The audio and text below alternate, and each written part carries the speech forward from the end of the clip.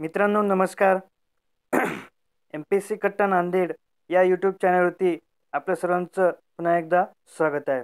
विद्यार्थी मित्रांनो, 5 जानेवारी 2021 रोजी जी RRB NTPCची एक्झाम झाली होती, त्या एक्झामच्या बॅच फर्स्ट आणि बॅच सेकंड आणि बॅच थर्डमध्ये काही महत्त्वाचे असे प्रश्नोत्तरे विचारले होते. तर ती प्रश्नोत्तरे आम्हाला काही विद्यार्थी मित्रांनी व्हॉट्सअप, टेलिग्राम व्हिडिओच्या खाली कमेंट करून सांगितलेले आहेत. तर त्या सर्वांची मी स्क्रीनशॉट काढलेली आहे आणि ते तुम्हाला मी त्या स्क्रीनशॉटद्वारे प्रश्न उत्तरे सांगणार आहे. तर प्रश्नाची मी गॅरंटी देतो, पण उत्तराची मी गॅरंटी देऊ शकत नाही, कारण की उत्तरे हे त्या विद्यार्थी मित्रांनी सांगितले आहे. त्यामुळे चुकीचे सुद्धा असू शकतात. ते तुम्ही एकदा नक्की व्हेरीफाय करून घ्या, जेणेकरून चुकीचं उत्तर तुमच्याकडून परीक्षेमध्ये दिलं जाऊ नये. आणि काही विद्यार्थी मित्रांनी मला असं सांगितलेलं आहे की काही प्रश्नसुद्धा रिपीट होत आहेत. म्हणजे फर्स्ट बॅचला जे प्रश्न विचारले त्यातील काही प्रश्न सेकंड बॅचला सुद्धा विचारले जात आहेत, काही उद्याच्या बॅचला सुद्धा विचारले जात आहेत. त्यामुळे तुम्ही आतापर्यंत जितके एक्झाम झालेले आहेत त्याचे मी व्हिडिओ अपलोड केलेले आहेत आपल्या चॅनलवरती. ते तुम्ही परीक्षेला जाण्याच्या आधी नक्की पाहून घ्या. जर त्यातला एक जरी क्वेश्चन रिपीट झाला तर तुमचा 1 मार्क तुम्हाला फुकटमध्ये मिळेल. त्यामुळे तुम्ही सर्व व्हिडिओ नक्की पाहून जा. आणि मी रेल्वे भरतीसाठी एक प्लेलिस्टसुद्धा तयार केलेली आहे. त्यामध्ये मी महत्त्वाचे असे व्हिडिओचा समावेश केलेला आहे. आणि गणित बुद्धिमत्ता यासाठी सुद्धा मी एक प्लेलिस्ट तयार केलेली आहे. त्यामध्ये तुम्हाला मी गणिताचे आणि बुद्धिमत्ताचे अतिशय शॉर्टकट पद्धतीने सांगितलेलं आहे, ते तसं तुम्ही पाहून घ्या. तर आजचा पहिला प्रश्न आहे, आंतरराष्ट्रीय योग दिवस कधी साजरा केला जातो? तर विद्यार्थी मित्रांनो, आंतरराष्ट्रीय योग दिन हा 21 जून रोजी साजरा केला जातो. तर तुम्ही दिनविशेषवर सुद्धा लक्ष ठेवा, त्यातून सुद्धा प्रश्न परीक्षेला विचारल्या जात आहेत. प्रश्न क्रमांक 2 पाहूत. तर संगाई महोत्सव कोणत्या राज्यामध्ये साजरा केला जातो? तर विद्यार्थी मित्रांनो, संगाई महोत्सव हा मणिपूर या राज्यामध्ये साजरा केला जातो.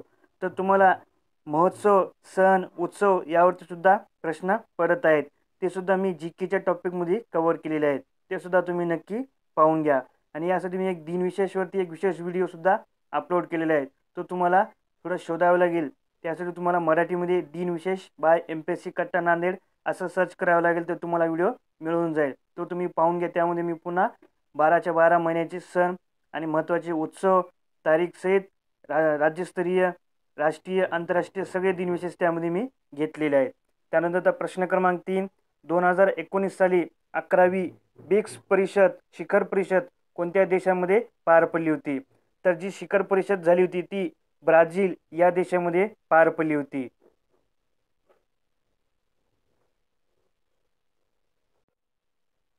त्यानंतरचा प्रश्न क्रमांक 4, ADSL चा फुल फॉर्म सांगा.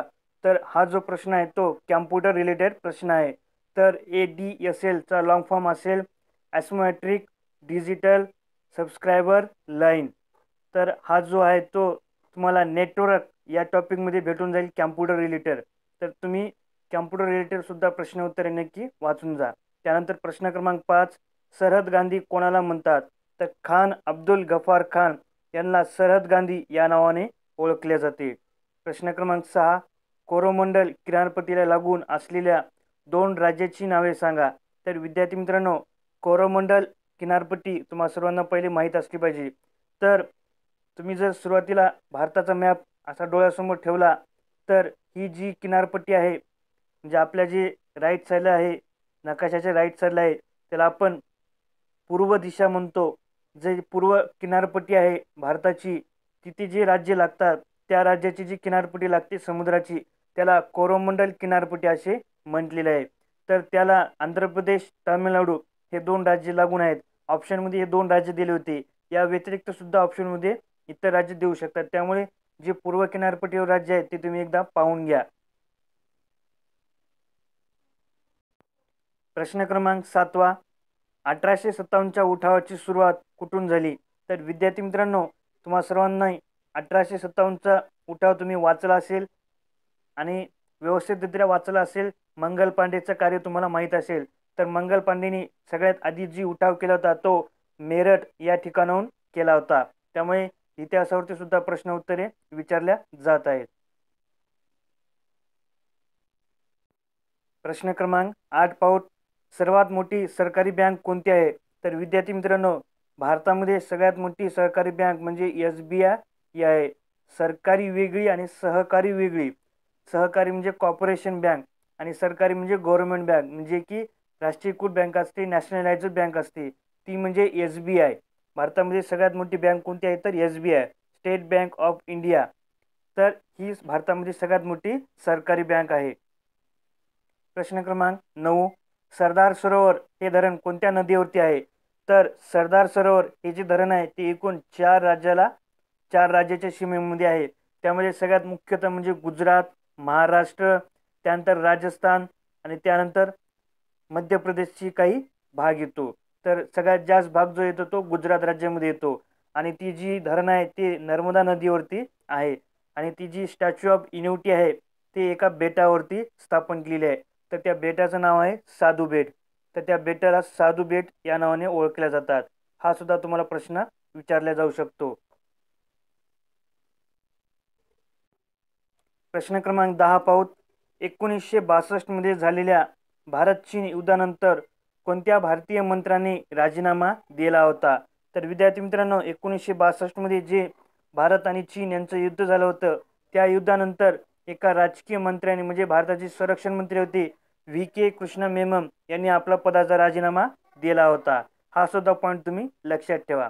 प्रश्न क्रमांक 11, 1974 साली झालेल्या रेल्वेच्या आंदोलनाचे नेतृत्व कोणी केले होते? तर विद्यार्थी मित्रांनो, भारतामध्ये सगळ्यात मोठं रेल्वेचं आंदोलन हे 1974 साली झालं होतं आणि त्यांचं नेतृत्व जॉर्ज फर्नांडिस यांनी केले होते.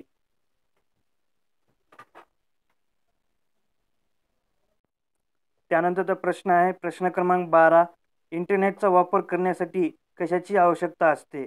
तर विद्यार्थी मित्रांनो, इंटरनेटची जी वापर करण्यासाठी सगळ्यात जास्त महत्त्वाचा तो असतो म्हणजे इंटरनेट सर्व्हिस प्रोव्हायडर, ISP.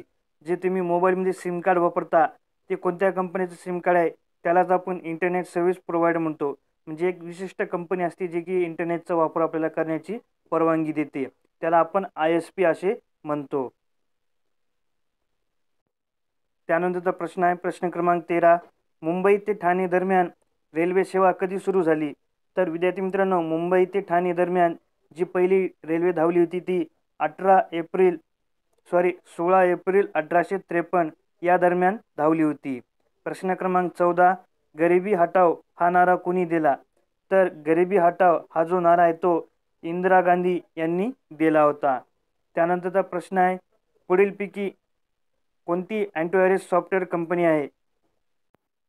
तर विद्यार्थी मित्रांनो, पर्यायामध्ये तुम्हाला 4 पर्याय दिले होते. तर त्यापैकी तुम्हाला अँटीव्हायरस कोणता आहे हे विचारलं होतं. तर मी सर्व अँटीव्हायरसची नावे इथे घेतलेली आहेत. तुम्ही पाहू शकता क्विकिल, नॉर्टन, कॅस्पेरेसी, AVG आणि आरिवा. तर हे महत्त्वाचे असे अँटीव्हायरस आहेत. ही नावं तुम्ही लक्षात ठेवा. जर तुम्हाला प्रश्न आला तर तुम्हाला लगेच तो ओळखता येईल. प्रश्न क्रमांक 16, एलिफंटा लेणी कोणत्या राज्यामध्ये आहे? तर विद्यार्थी मित्रांनो, एलिफंटा जी लेणी आहे ते महाराष्ट्रामध्ये आहे आणि ही जी एलिफंटा लेणी आहे ती तुम्हाला सर्वांना माहिती असेल. तुमच्यापैकी काही जण जर तिथे जाऊन आलेले असाल तर या पॉईंटवरती सुद्धा तुम्हाला प्रश्न विचारतात की ही जी लेणी आहे ती कोणी निर्माण केली किंवा याचं क्षेत्रफळ किती आहे, किती वर्षाखालची जुनी आहे, कोणी शोधून काढली, असे सुद्धा प्रश्न विचारले जाऊ शकतात. त्यामुळे याचा इतिहास थोडा नक्की तुम्ही वाचून जा. त्यानंतरचा प्रश्न आहे अवध राज्याचे ब्रिटिश साम्राज्यामध्ये विलिनीकरण कोणी केले? तर लॉर्ड डलहौसी यांनी अवध राज्याचे ब्रिटिश राज्यामध्ये विलिनीकरण केले. तर विद्यार्थी मित्रांनो, हे काही महत्त्वाचे प्रश्नोत्तर होते जे माझ्यापर्यंत पोहोचले होते आणि मी व्हिडिओ तयार करून ते तुमच्यापर्यंत पोहोचवत आहेत. या व्यतिरिक्त सुद्धा काही प्रश्नोत्तरे विचारले असतील, जर तुमच्याकडे असेल तर तुम्ही नक्की व्हिडिओच्या खाली कॉमेंट करून सांगा किंवा आमचं टेलिग्राम ग्रुप जॉईन करा. तिथे सुद्धा तुम्ही एखाद्या पेजेसवरती लिहून किंवा टायपिंग करून सुद्धा टाकू शकता. ते सुद्धा मी पुढच्या व्हिडिओमध्ये नक्कीच घेईल. तर तुम्ही नक्की आमचं टेलिग्राम ग्रुप जॉईन करा आणि रेल्वे भरतीसाठी मी काही प्लेलिस्ट तयार केलेल्या आहेत. त्याची थंबनेलवरती तुम्हाला मिळून जाईल किंवा तुम्ही प्लेलिस्टवरती जाऊन पाहू शकता. याआधी मी भरपूर व्हिडिओ तयार केलेले आहेत. गणित बुद्धिमत्ताचे सुद्धा केलेले आहेत आणि प्रत्येक विषयानुसार सुद्धा केलेले आहेत. तर तुम्ही ते प्लेलिस्टवरती जाऊन नक्की पाहून घ्या. तुम्हाला परीक्षेमध्ये नक्कीच उपयोग होईल. भेटू पुढील व्हिडिओमध्ये. व्हिडिओ शेवटपर्यंत पाहिल्याबद्दल धन्यवाद. जय हिंद, जय महाराष्ट्र.